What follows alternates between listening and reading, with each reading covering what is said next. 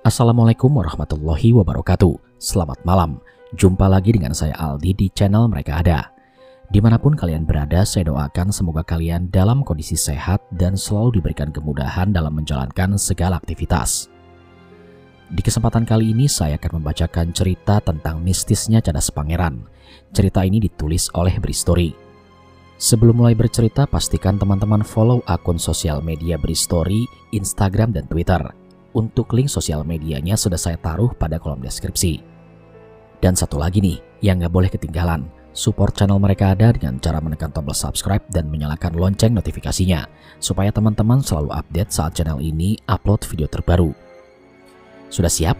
Kalau gitu tanpa banyak basa-basi lagi, mari kita mulai ceritanya.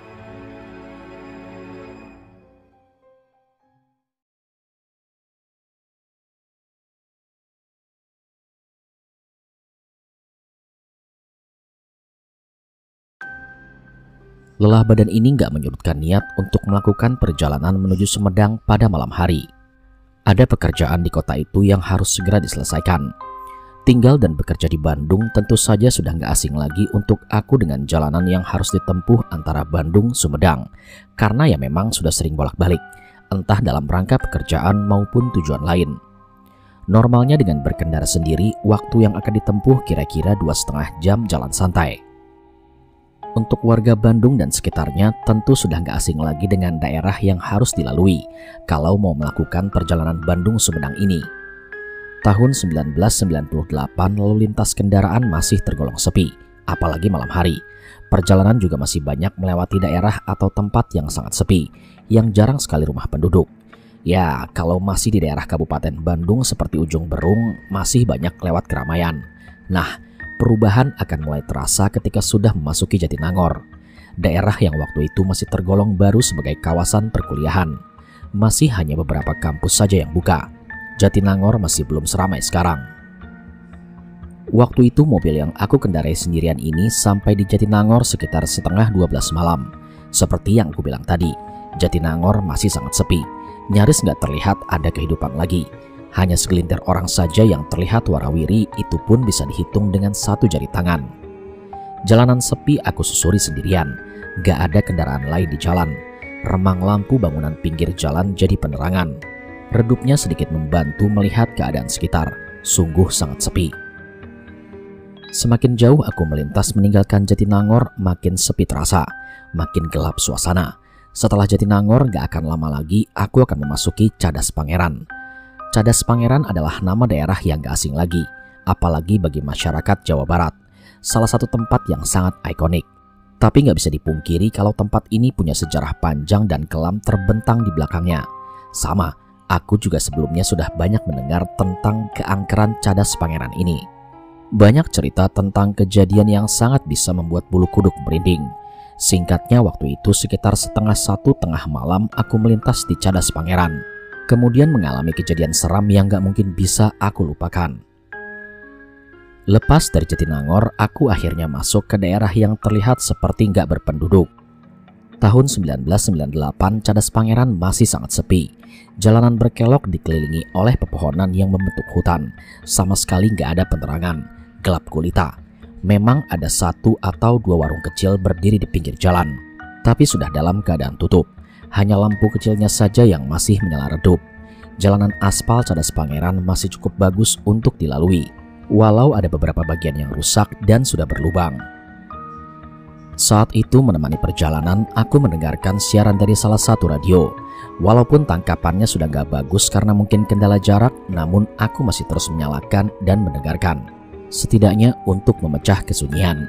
Karena memang sudah tengah malam, stasiun radio memutar lagu-lagu slow hits yang tenar pada saat itu, ataupun lagu lawas yang masih enak untuk didengarkan.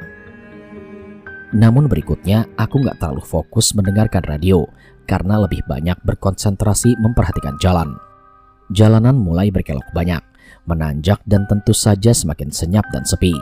Kanan kiri yang ada hanya gelapnya pepohonan rapat berdiri. Sudah sangat hafal kalau bagian kanan jalan adalah jurang yang dasarnya sangat dalam. Ini yang membuat pengendara harus sangat berhati-hati terutama pada malam hari.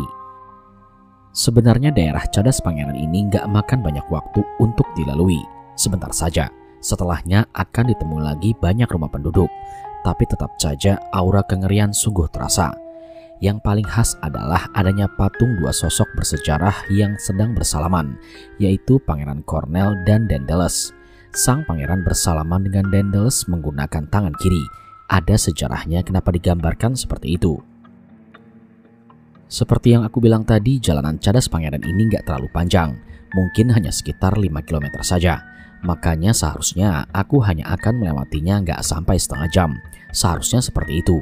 Tapi saat itu aku merasa kalau sudah cukup lama waktu yang ditempuh tapi belum juga sampai di patung yang aku bilang tadi.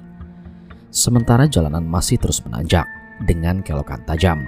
Gelapnya semakin pekat, sepinya jangan ditanya lagi. Terus berkonsentrasi memperhatikan jalan. Aku jadi gak terlalu fokus pada radio yang sejak tadi menemani. Padahal siarannya sudah berganti. Aku baru sadar kalau ternyata radio sudah gak memutar lagu-lagu lagi, tapi malah mengeluarkan suara yang sangat aneh. Karena itulah aku perlahan mulai memperlambat laju kendaraan karena teralihkan dengan suara radio. Awalnya aku mendengar di radio ada seperti suara angin. Hanya itu saja, suara angin, tapi lama-kelamaan sayup-sayup terdengar ada suara lain. Kenapa aku bilang sayup-sayup? Karena suaranya terdengar seperti dari kejauhan, berdesakan dan hampir tertutup oleh suara angin tadi. Tapi kedengaran, ada bunyi yang seperti suara dari banyak orang dan orang-orang yang bersahutan seperti sedang terlibat percakapan. Laju kendaraan jadi semakin lambat, malah nyaris berhenti. Aku lebih fokus mendengarkan suara aneh ini yang muncul dari radio. Lama-kelamaan suara angin perlahan menghilang, berganti dengan percakapan orang-orang. Aku memperbesar volumenya, berusaha untuk lebih jelas lagi menangkap suaranya. Ternyata orang-orang yang ada di dalam radio ini bercakap-cakap menggunakan bahasa Sunda. Tapi bahasa Sunda yang nyaris sebagian besar aku nggak mengerti, namun tetap dengan logat khas Sunda yang kental. Ini siaran radio atau apa sih? Aku bertanya-tanya sendiri. Di tengah-tengah kebingungan, tiba-tiba mesin mobil tersendat, seperti mau mati. Aduh, apalagi ini? Untungnya aku masih sempat meminggirkan kendaraan tepat sebelum mesin benar-benar mati. Dan benar saja, beberapa saat kemudian mesin mobil mati, mogok. Dalam gelap dan sunyi Cadas Pangeran, aku terdampar di tengah malam buta. Beberapa saat aku masih diam di dalam mobil. Walaupun mesin mati, namun radio masih terus menyala dengan siaran yang sangat aneh ini. Aku terus fokus mendengarkan, karena lama-kelamaan makin aneh. Percakapan orang-orang itu juga makin jelas, dan keanehan bertambah lagi. Kalau diperhatikan dengan seksama, ternyata ada suara lain. Aku mendengar seperti orang-orang itu sedang melakukan pekerjaan kasar, karena muncul suara seperti palu menghantam batu atau besi, dan juga ada suara-suara yang lain yang kira-kira sama seperti itu. Ini siaran drama radio atau apa ya? Saat itu aku nggak tahu, tapi aku terpaksa harus mengalihkan perhatian ke mobil. Kenapa mesinnya sampai mati total begini? Beberapa saat kemudian aku pun turun dari kendaraan, lalu berjalan ke depan untuk memeriksa kondisi. Berbekal lampu senter di tangan, aku lalu membuka kap mesin untuk memeriksanya. Dengan mata telanjang, aku bisa melihat kalau mesin seharusnya nggak ada masalah. Bahan bakar dalam kondisi terisi penuh. Harusnya benar nggak ada masalah, tapi kenapa malah mogok? Kenapa sih ini mobil? Gumamku sendirian. Angin malam berhembus dengan pelan. Dinginnya menembus jaket tebal yang aku kenakan. Sepi dan hening menyelimuti suasana yang sejak tadi mulai terasa aneh. Keanehan mulai menjadi menjurus seram ketika aku akhirnya tersadar akan sesuatu. Aku menyorot lampu senter ke arah jalanan. Kenapa ke arah jalanan? Karena keanehannya terletak di situ. Ternyata jalanan yang tadi beraspal tiba-tiba sudah berubah menjadi jalanan tanah berbatu. Kok jadi jalanan tanah? Emang tadi salah belok di mana ya? Itu pertanyaan yang muncul di kepala. Lalu angin yang tadinya hanya bertiup pelan dan ada sedikit pergerakan tiba-tiba berhenti bergerak. Sama sekali nggak ada hembusan. Dan yang terasa saat itu waktu seperti berhenti bergulir. Tepat diam pada satu titik. Mulai merinding saat itu. Aku kemudian menutup kap mesin lalu bergegas masuk ke dalam mobil. Sementara radio masih menyiarkan siaran aneh itu, di mobil aku mencoba peruntungan. Memutar kunci untuk menghidupkan mesin. Namun apes. Ternyata masih belum bisa menyala juga. Mesin masih mati. Aku akhirnya mematikan radio ketika lagi-lagi siarannya menjadi semakin aneh. Dalam siarannya, tiba-tiba aku mendengar suara orang-orang sedang berteriak kesakitan, seperti sedang ada penyiksaan massal. Teriakannya sungguh menggambarkan sakit yang teramat sangat, sungguh mengerikan. Makanya aku langsung mematikan radio, karena takut. Hening sempat menguasai, sepi jadi selimut suasana yang sudah menjurus ngeri. Tapi kondisi itu hanya sebentar. Di momen berikutnya, aku akan melihat pemandangan yang sangat aneh. Sekeliling masih terlihat sangat gelap. Penglihatan hanya dibantu oleh terangnya redup langit malam. Aku masih terus memandang ke arah depan, jalanan tanah yang sejak tadi jadi sumber kebingungan. Jalanannya terlihat kosong, tapi sepinya seperti hendak bercerita. Ketika sedang dalam kebingungan mencari jawaban dan menerka-nerka apa yang terjadi sebenarnya, tiba-tiba perlahan aku mendengar suara. Suara yang awalnya sayup seperti dari kejauhan, tapi lama-kelamaan kini makin jelas. Aku mendengar suara-suara yang persis sama dengan suara yang muncul dari radio sebelumnya. Suara orang-orang yang sedang melakukan pekerjaan kasar. Tapi kali ini bukan dari radio, tapi dari luar. Karena penasaran, aku lalu menurunkan sedikit kaca jendela dengan maksud supaya bisa mendengarkan lebih jelas lagi. Dan ternyata benar, suara itu memang dari luar. Aku mendengar seperti ada yang sedang bekerja, tapi nggak melihat ada siapa-siapa. Sekitar masih tetap sepi dan kosong. Tapi belasan detik berikutnya mulai ada yang berubah. Ada pemandangan yang awalnya sangat samar. Aku memicingkan mata berusaha memastikan kalau penglihatanku nggak salah. Karena melihat ada pergerakan gak jauh dari kendaraan. Aku melihat seperti ada orang yang seperti sedang bekerja di jalanan. Karena gelap, aku masih melihat penampakan sosok itu dalam bentuk siluet. Tapi lama-kelamaan aku jadi yakin kalau dia memang sedang bekerja. Karena tangannya sedang mengayunkan perkakas lalu menghantamkannya ke jalan berulang-ulang. Siapa dia? Dia lagi ngapain tengah malam gini? Dalam hati aku bertanya-tanya. Yang awalnya aku melihat sosok itu sedang bekerja hanya sendirian, lama-kelamaan muncul sosok lainnya. Satu persatu dari mereka bermunculan di tempat yang berbeda, berpencar, namun masih di wilayah yang sama. Ada yang kelihatan sangat jauh, ada pula yang jaraknya hanya beberapa meter saja dari kendaraan.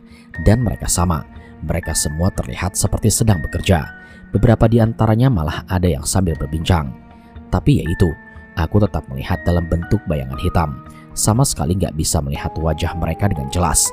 Padahal ada beberapa sosok yang berdiri sangat dekat dengan posisiku.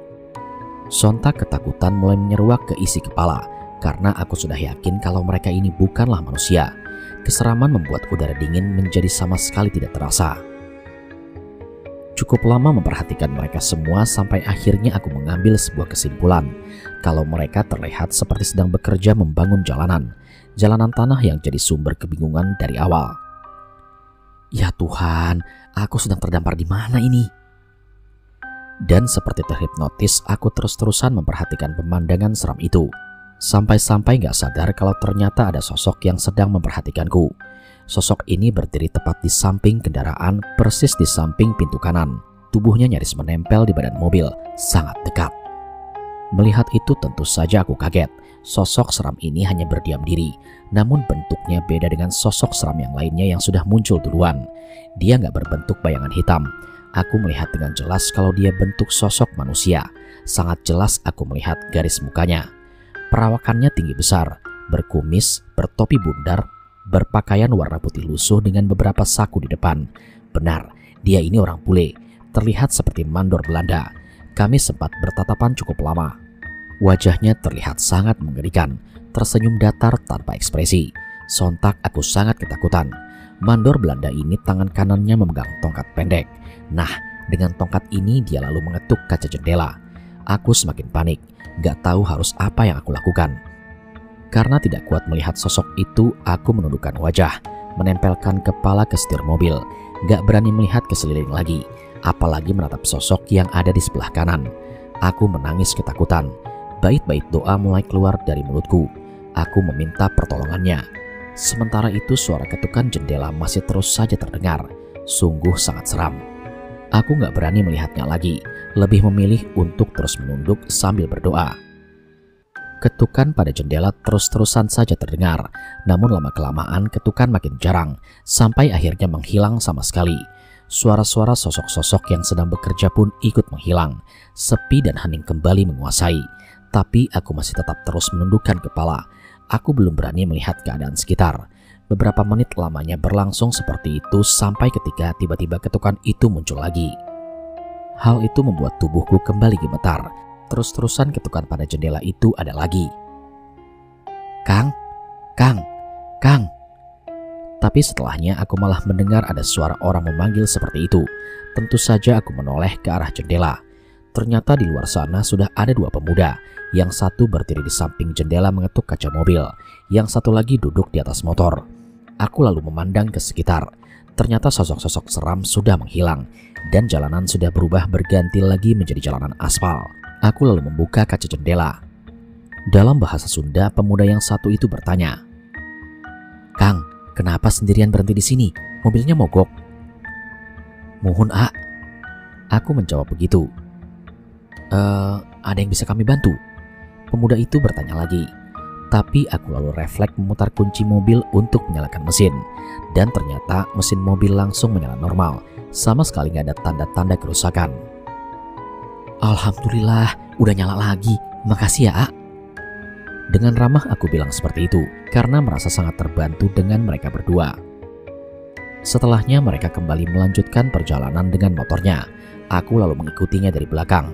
Lalu beberapa belas meter kemudian akhirnya aku melihat patung ikonik itu. Patung dua sosok bersejarah yang sedang bersalaman. Entah kemana tadi aku disasarkan. Namun yang terpenting adalah aku selamat. Sungguh pengalaman seram yang sangat berkesan dan sulit aku lupakan hingga saat ini.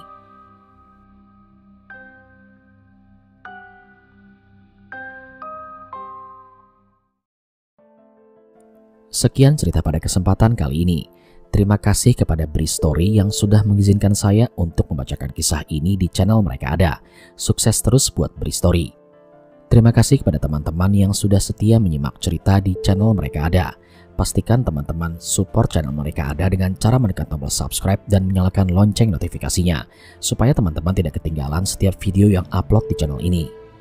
Kalau begitu sampai di sini dulu perjumpaan kita kali ini. Sampai bertemu pada episode selanjutnya. Saya Aldi pamit undur diri dari hadapan kalian. Wassalamualaikum warahmatullahi wabarakatuh.